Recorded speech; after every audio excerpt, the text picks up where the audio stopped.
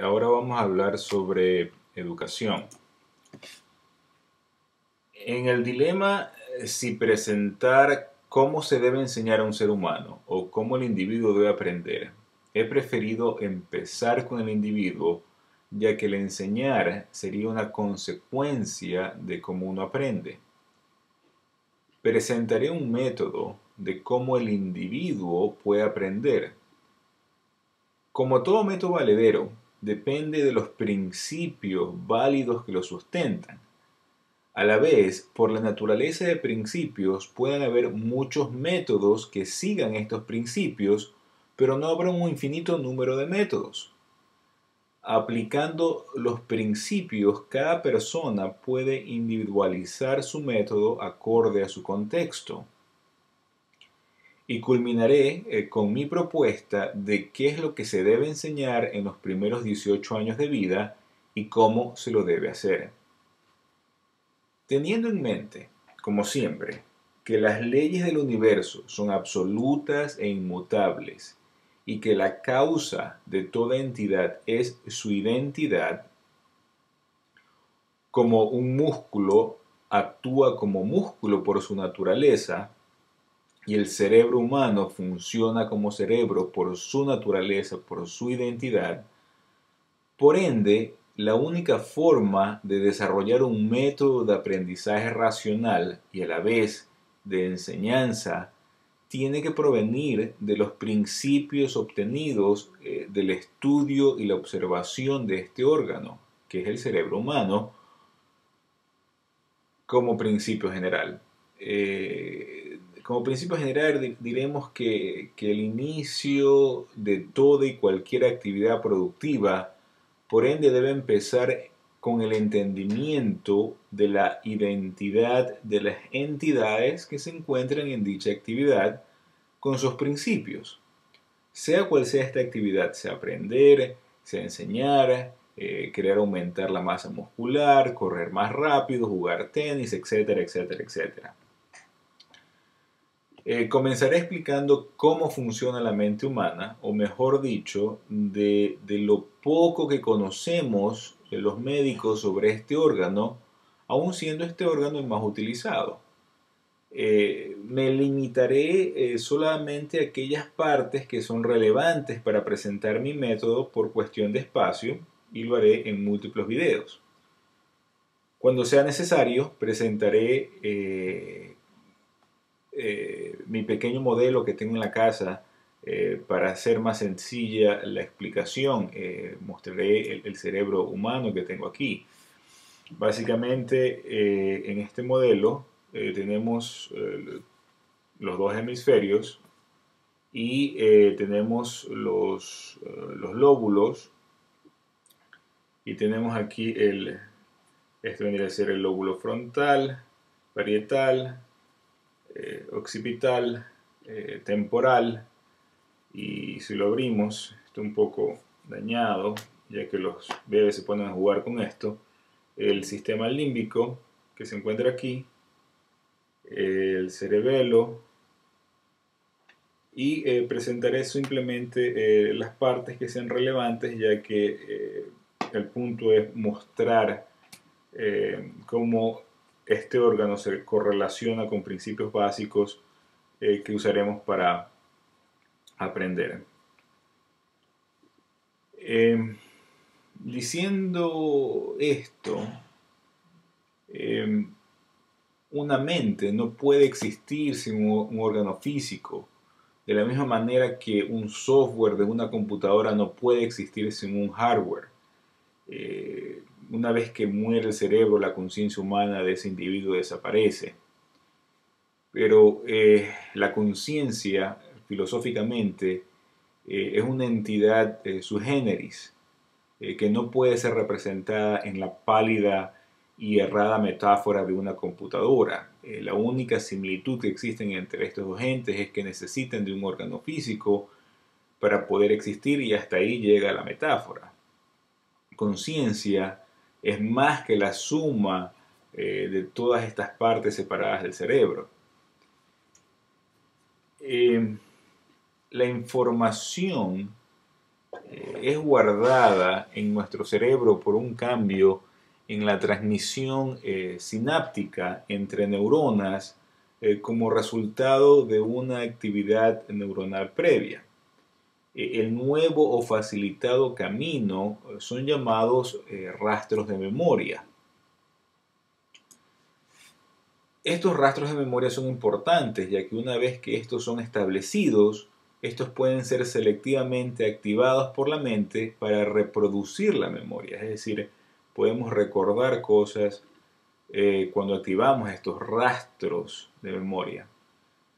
Al clasificar la memoria acorde al tiempo, tenemos tres tipos de memoria básicas, que son uno, que es la memoria a corto plazo, memorias que duran segundos o minutos solamente, si no son convertidos en memorias de intermedio o largo plazo. Tenemos dos, memoria intermedio plazo, que son memorias que pueden durar días o semanas, pero después desaparecen. Tercero, tenemos memorias a largo plazo, que son memorias que duran años o una vida entera.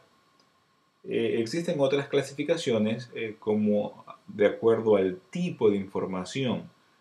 Aquí tenemos lo que se llama memoria declarativa, que es aquella que puede recordar hechos verbales o hechos simbólicos.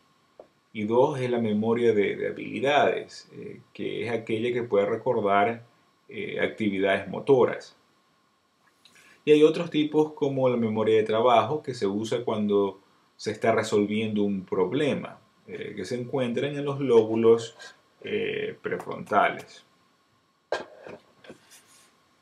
La idea fundamental es que una memoria a corto plazo es una conexión eléctrica, o es llamado la teoría de neuronas de círculo reverberante. Es una actividad neuronal continua que resulta de señales que pasan en circuito, en círculo temporalmente, dejando un rastro de memoria. Es un camino a seguir.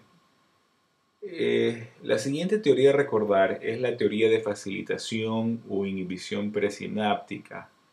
Estudios en organismos inferiores han demostrado que la sinapsis con una neurona subsecuente existen neurotransmisores que pueden causar inhibición o facilitación de estas conexiones. Es decir, que lo hacen más fuerte o más débil estas conexiones.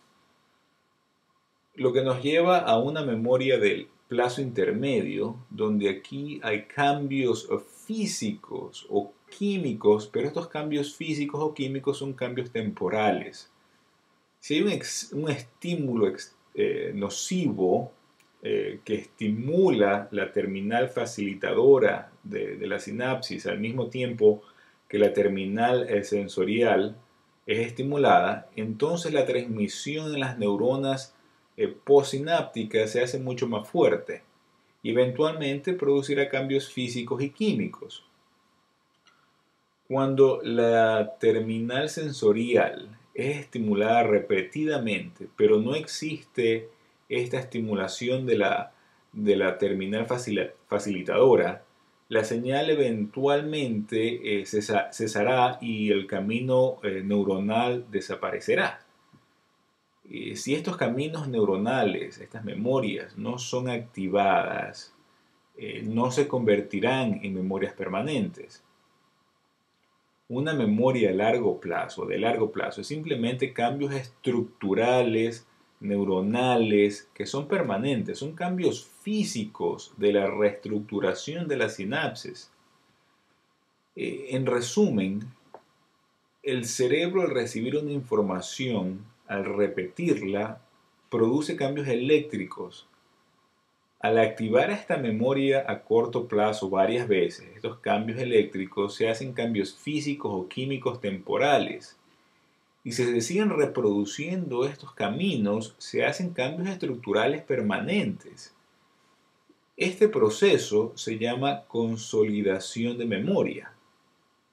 La idea de llevar es que hay que activar y reactivar la memoria y no releer una idea, para convertir estos cambios en cambios permanentes.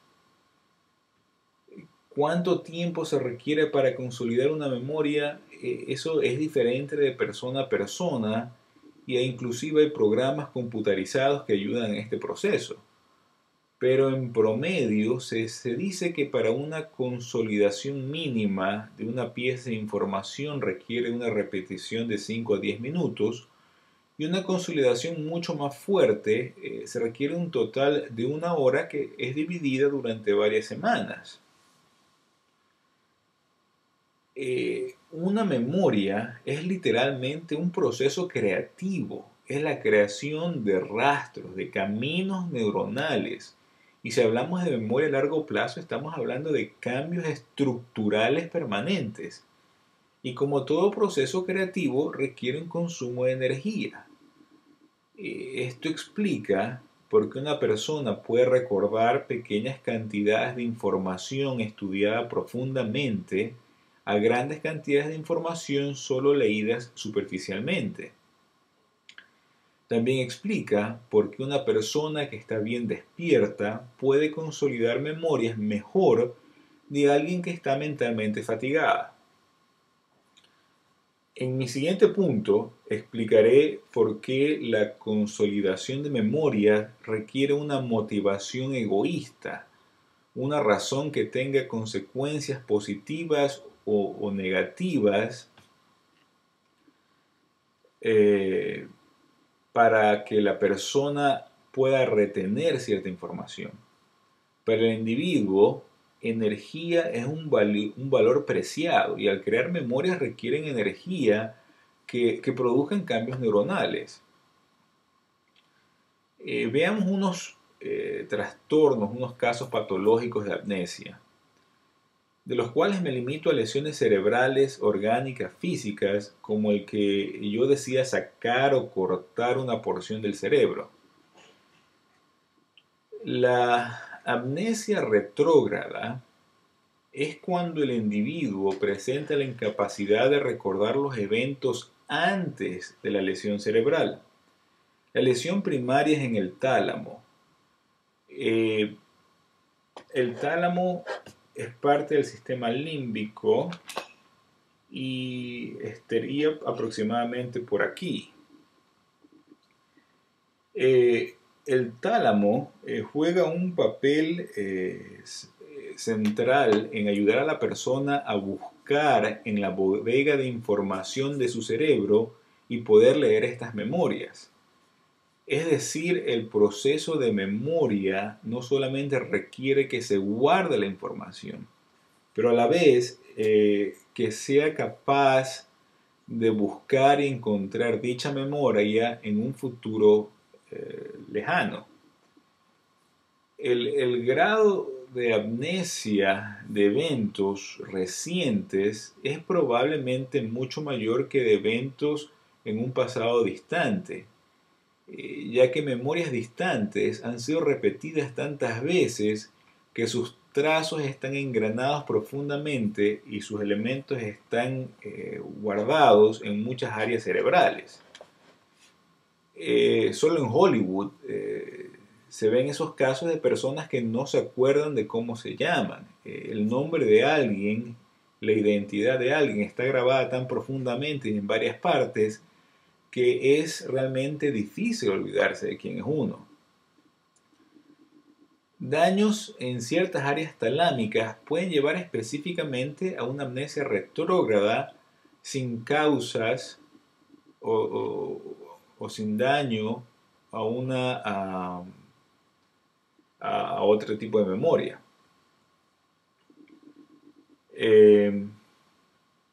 Veamos ahora la amnesia anterógrada. La amnesia anterógrada es cuando el individuo sufre una pérdida de memoria donde los nuevos acontecimientos no se guardan en la memoria a largo plazo después de una lesión cerebral.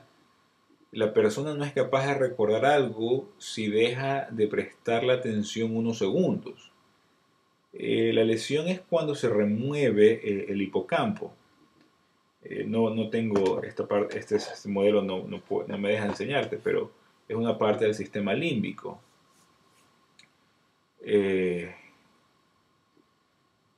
y el daño en el hipocampo. Estos individuos son virtualmente incapaces para guardar información verbal o simbólica, es decir, la memoria declarativa, y no pueden guardarla en la memoria a largo plazo o aún en la memoria de plazo intermedio. Estos ambos tipos de memoria, de amnesia, son declarativas, es decir, cualquier otro tipo de actividad que no envuelva una inteligencia simbólica o verbal, como el aprender alguna actividad física, no está afectada.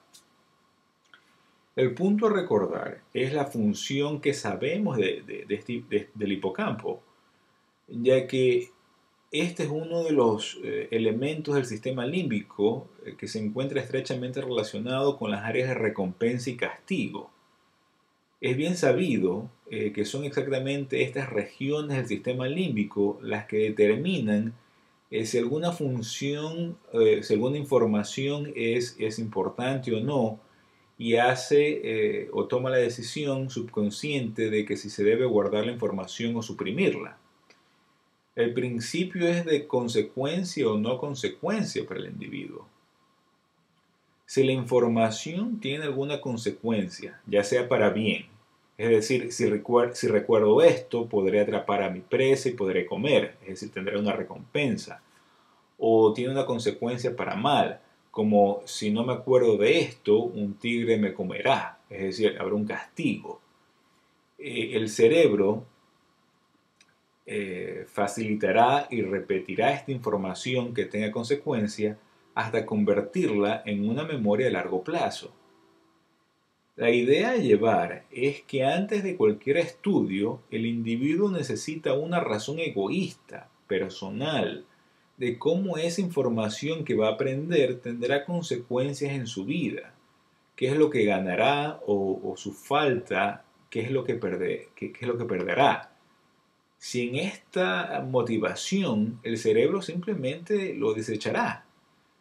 Es por eso que pareciera que el día anterior el individuo que está ante algún examen, las neuronas de los estudiantes se abren y son capaces de almacenar a mediano plazo una gran cantidad de información. Es por el miedo de una mala nota, perder la materia o perder el año. Pero después de dado el examen, unos días después la información se pierde si no es repetida. Y esto explica también por qué adolescentes y adultos que no ven la importancia de aprender algo, digamos la importancia del álgebra, por más que se los repita, jamás lo recordarán. Y si lo hicieron será a plazo intermedio para pasar de año, mas no a largo plazo. Después veremos otras teorías.